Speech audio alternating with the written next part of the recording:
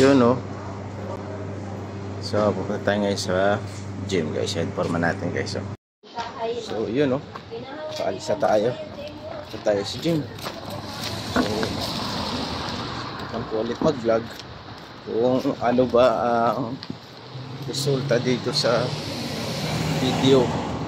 Kasi kahapon nagtry akong mag video, kaya maliit yung lumabas, kaya binaanan ako, nilitan ko yung pinahiga ko yung cellphone kung malaki ba yung kuha.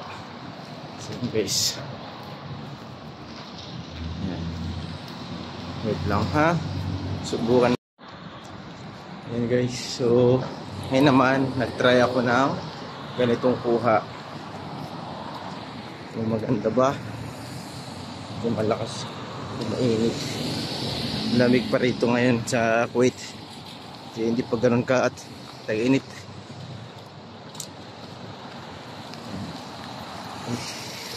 Makita natin kung maganda ba yung kuha.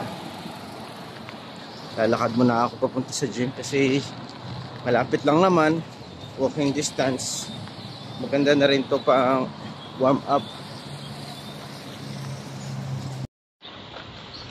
So yun guys, malapit na ako sa gym. Ito yung gym. Yan. So, naglalakad pa ako. Malapit na. Sandali lang naman, mga 5 minutes lang yung paglalakad. Tapos yan, makikita mo 5 gym Health Institute. Papasok tayo kasi sa baba ito eh. Ang nito nasa baba. So yun, pababa na tayo. Amen. Please try again. Oh. Thank you. Okay. Okay. Yan.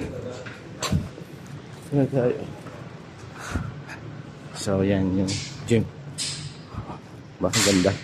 Linaw. So share muna ako. So ngayon, yan guys na.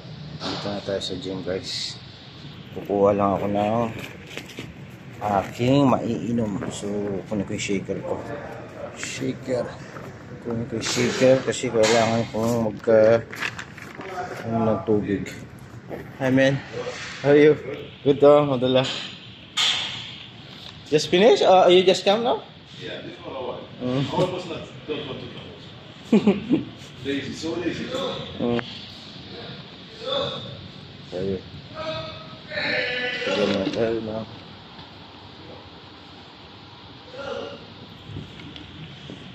Who's calling this guy? Deliver baby. So yun, naglagay na tayo ng tubig para sa BCAA.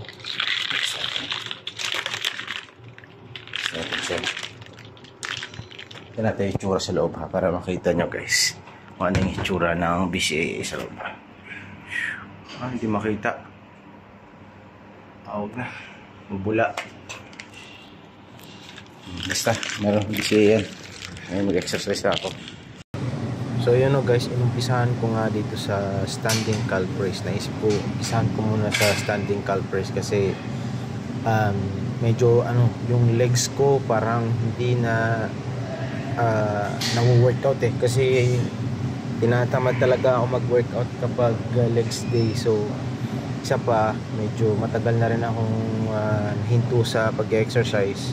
Kaya sabi ko, kailangan ko munang i-workout yung aking legs.